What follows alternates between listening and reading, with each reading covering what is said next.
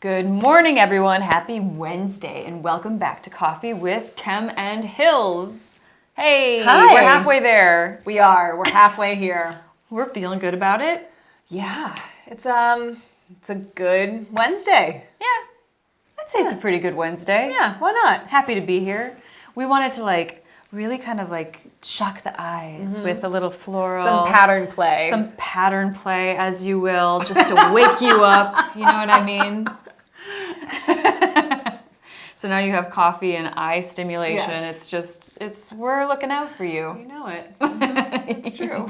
All right, well, we have some good hot topics today. We're going to be talking about gas prices, women in the workforce. Yep. So don't go anywhere. But we're going to just dive right into it. Yeah, let's talk about it. So today we're going to be talking about an article from The Hill. States consider gas tax pauses as prices spike. Yep. Hey, okay. Yeah, so I actually thought this was somewhat eye-opening. One, it seems to be a bipartisan issue that state legislatures are trying to work on. So that's exciting. That people are reaching across the aisle and trying to unanimously coming together, even in Georgia, which is a very politically divided state. Yep. But yeah, they're coming together to approve this gas tax suspension through the end of May. Yeah. Which is great. And different states something we can all agree on. Different states are doing different things. Florida has suspended their state gas tax, but it doesn't go into effect until October, when tourism is at its lowest. So it's going to benefit the residents of Florida mostly instead of the tourists who are there. Oh, I don't know if I picked up on that when I was reading it. I thought that was, I was like, that's sneaky. They're like, well, we're not going to do it right now when there's so many people around, but we'll do it when there's nobody around. They were saying maybe in October or something. Yeah, they've already voted on, I'm pretty sure they've already voted on it, so it's going into effect for October. But the thing is people need help right now. Right. So we don't know what's going to happen in October. I mean, maybe gas prices will hopefully normalize. Yeah. Come back down, hopefully. Yeah. Okay, well that's sneaky. I did, it was Sorry, very Floridians. Sorry. I thought it was interesting too that I learned the states with the highest state gas tax.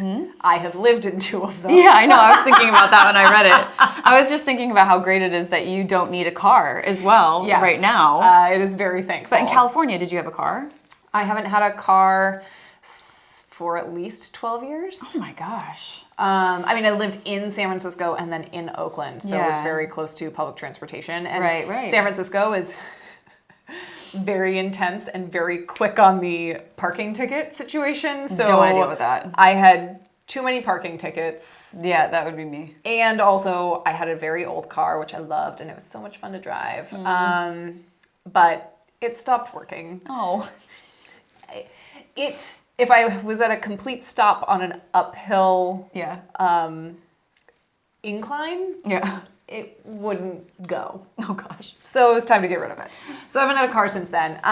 But it's, have lived in big cities. But I thought that, so Pennsylvania, California, and Washington all have state gas taxes that are over 50 cents per gallon. That's major. Which I knew that California was very high. Yeah. I didn't realize that Pennsylvania was just as high as well. I wouldn't have guessed that high though. I know. That's hefty. Yeah, it's really hefty. So if they do, if they do suspend the gas tax, that's really going to help those states. You'll really see it at the pump. Exactly. Well, thank you.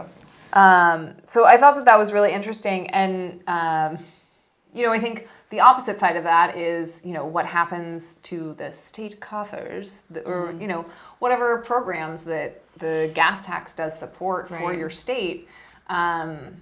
They'll take a hit this year, but the interesting thing is that the article pointed out is that most states actually have an influx of cash right now. Because of the relief, right? Because of COVID relief. So this is actually one of those weird times where it's the perfect storm of this COVID pandemic relief, money that's coming in with these crazy sky-high gas prices, and so this could be the time where states might not feel it as much when they're not getting this revenue from the gas gases. Right. It's like the silver lining. All of these horrible things that have happened are working together to create the silver lining.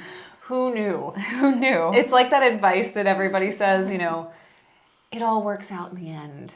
And you're like, nah, I don't know if it's really annoying right now. I don't know if I believe that, but I guess it's working out. In this one case, it might just work out for us.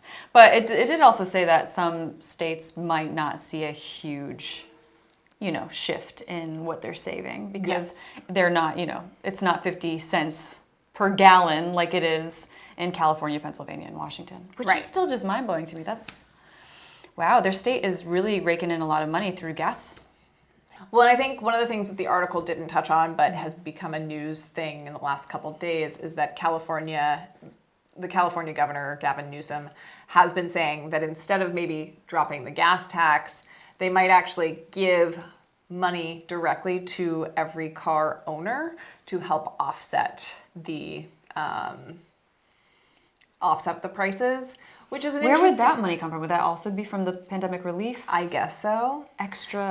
That's been the fuzzy thing. I'm not an public policy person, so I don't know what is better for people, whether it's getting a one-time check, or if it's actually seeing it on the pump where you don't see it increasing so significantly, or you might see a drop. So probably just depends as well as how much are you driving and how long is this going to last as well. Exactly. Because is it going to be like you'll get a check, and then if it continues, you get another check. Right. Kind of like the pandemic. Right. Exactly. Feels like deja vu. It's the gas pandemic. That is what we're in right now. On that note, we are going to take a quick commercial break, but we will be right back with more hot topics.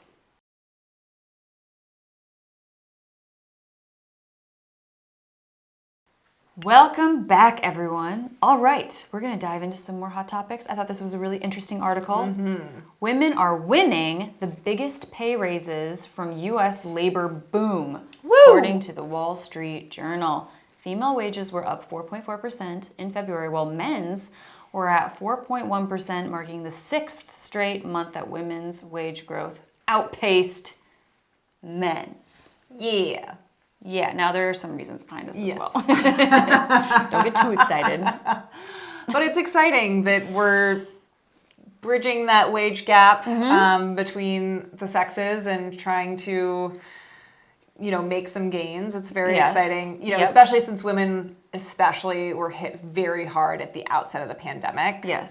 It's nice to see that there's some bounce back happening, and it has been happening for the last 6 months. Mm-hmm. I think it's really interesting. When we started this show, we were talking so much about how so many women had left the workforce and how it impacted women mainly, unfortunately. Right. And that's also because women make up a lot of the lower wage service sector jobs in personal care, food preparation, and healthcare support. And so they experienced some of the steepest cutbacks during the pandemic, which now those jobs are opening back up. And there is a shortage because a lot of people did career shifts, didn't they? Or they're not ready to make that transition back into the workforce because childcare or whatever it is. But there is a shortage of workers, so there's now incentive to come in, and they're seeing pay raises, and there's competition. Even not only within white collar jobs, but also blue collar jobs, which is really exciting. We've seen that in many companies they're offering a $15 an hour wage as a starting wage, which is not necessarily a living wage in my opinion, but it is much better than, the $8.75 that might have been offered previous to the pandemic. So there's some wins in that respect, not where we'd like it to see, but it's getting better. And to your point, whether you did a career shift or maybe just switched jobs within your same area of expertise, women have been getting a 30% increase in salary and bonus by doing that switch, by changing companies. Whereas men have only been getting 28%. So, woo! See, that's the bright side, is that workers who experienced the most disruptions are now experiencing the biggest gain So, there's something positive that we can share. I mean, I think the sad thing is that there is still a wage gap. So Yes, the gender wage gap has only shrunk slightly over the past 2 decades. That's a little disheartening to hear. That's slow. Yes. So women still only make all women only make 83.1% to a male dollar. Yes. So in 2021, median weekly earnings for full-time female workers amounted to 83.1% of men's earnings. So we're not there yet. Not there yet. And, Black, Hispanic, and Asian women vary much more than that average. So there's a lot of work to do, not only for females and women in general, but really within those different buckets of ethnicities that we have here in the U.S. It's nice to know that we're having changes in the right direction. Just a lot more work to do. Yeah. I mean, the conversations are happening. And I think, we're seeing a shift. I know that I'm seeing it within my own industry, some active, change and opening space to diversify, especially like on stage and on screen, which I think is very important. But I wish it was a little disheartening reading like in 20 years. Come on. We need to do a little bit better, I think. And I don't know if you noticed this, but last week was Equal Pay Day. I don't know if you saw any posts. I didn't see that, no. I got a lot of posts because apparently I follow a lot of people that are this is very important to them, including myself. Yeah. So in March, that is the date that by average, women make a full salary to a man's 2021 salary. So that's a 3+ month extra. Right. So that's that 17% that we're missing out on. Well, and a lot of the pay gap is attributed to the fact that women occupy a lot of the lower, earning jobs. Like housekeeping or food prep, food service, retail. There's a lot of jobs that, and that is true, but there's also men who are getting more into those jobs as well, and I think it's... Yep. But it's just making the space for women to occupy those higher earning jobs is something we have to keep sort of pushing forward and normalizing, in a sense. And especially at those levels, to making sure that people are getting paid the same amount, regardless of their gender, I think is super important as well, because that also impacts you farther down the line as you get closer to retirement. The less you earn earlier on in your career, the quicker you can earn more, the more money you might be able to save and therefore have and be in a better financial position. Well, and I think people are becoming more comfortable having the conversation as well. And I've noticed in the theater industry, a lot of, the actors are having the conversations behind the scenes and really actually sharing what is going on financially with contract renewals. And it can be very eye-opening if you and your male counterpart on stage are, going up for contract renewals and he's getting an offer that's this much a week and you're getting off, it's, but I think it's really good that people are having those conversations with each other and kind of breaking the stigma of uncomfortability of having those conversations, because then, it's going to be scary for the employers. Yes. Because people are going to start figuring this out. But I have noticed that happening majorly in TAMS in my industry. It's that's awesome. And I think that salary transparency is good.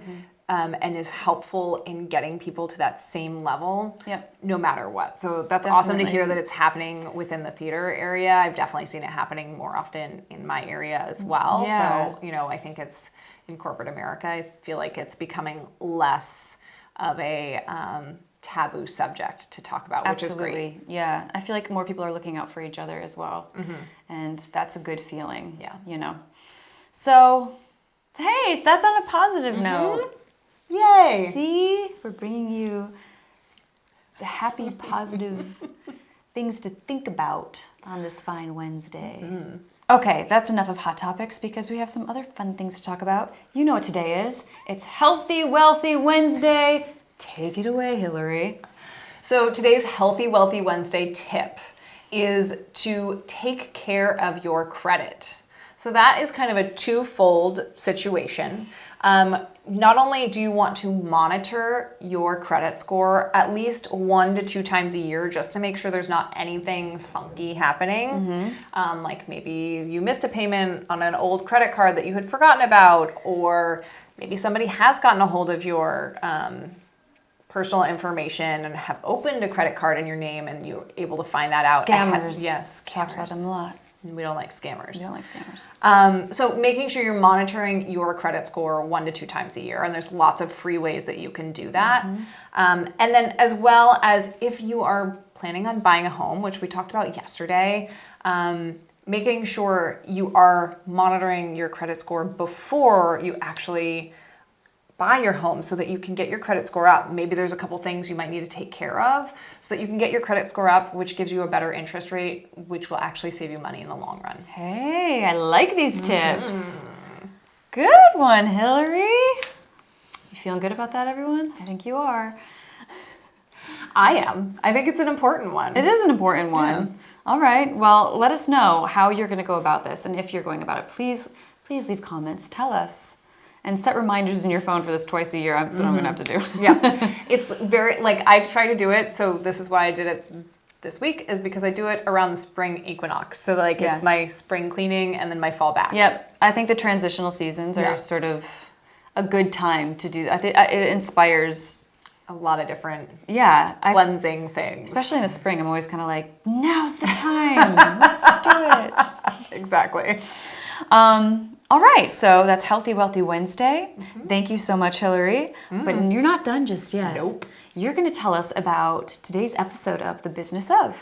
So we're really excited. I got to speak with Jon Klein of Hang, and we got to talk about how he came up with Hang. He had worked with CNN and also for CBS for many, many years, helping really build out those to kind of the big, huge media platforms they are today. Jeez. So this is his new venture. It's really exciting. It's really fun, especially with March Madness happening right now. So it's a very topical thing, especially if you're into sports. So make sure to tune in today to The Business of. Here's a short clip with Jon Klein that gives us just a little bit of a preview of our episode coming up later today. Hang is a platform that lets fans like you actually watch sports on television alongside athletes and celebrities who you love, and collect NFTs so that you can stay in touch with them and the community throughout the year in between games. And you also can hang with them in person at the big events. With March Madness coming up, what sort of fun things do you guys have planned?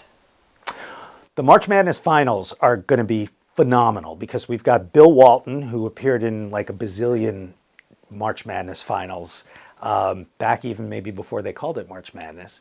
And he's always willing to say anything. And so we have no idea what is going to roll off his lips in this game. Plus a stack of current NBA players, some of whom made their name in the tournament, like Corey Kispert and Jared Butler, who was most outstanding player. Scotty Thurman, for those of you who remember Scotty hitting the buzzer beater that won it all for Arkansas in 1994 as well. Plus other current NBA players who recently graduated from the teams that make it into the finals. Plus some of the college players from this year's tournament who have made names for themselves. So it ought to be a hell of a lot of fun. And outside of March Madness, what is the next sporting event that you're excited about?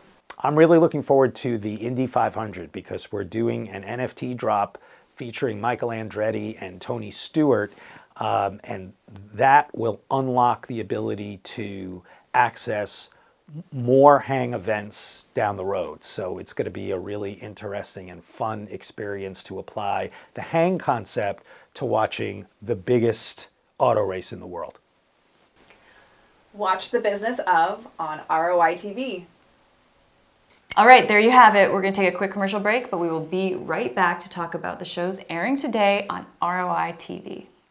Welcome back, everyone. So today on Estate Planning 101, we will learn when it is the best time to give your beneficiaries money. Is it when we are alive or when we pass away? These are all personal choices, but Scott Trout will break down the options for you to help you make a more informed decision. We were lucky enough to hear all about the business of straight from the source. You already know it's not to be missed, so tune in. On Blockchain Interviews, Dan Weiskopf interviews Mike Cagney, co-founder and CEO of Figure. Another episode you won't want to miss. Thank you so much for joining us on another episode of Coffee with Kem and Hills. You can check out all of the episodes I just talked about on Roku, Amazon Fire TV, Apple TV, or on your phone, whether you have an Apple or Android phone. And you can also catch us now on Distro TV. Heyo. All right, thanks so much for tuning in, and we'll see you tomorrow for another episode of Coffee with Kem and Hills.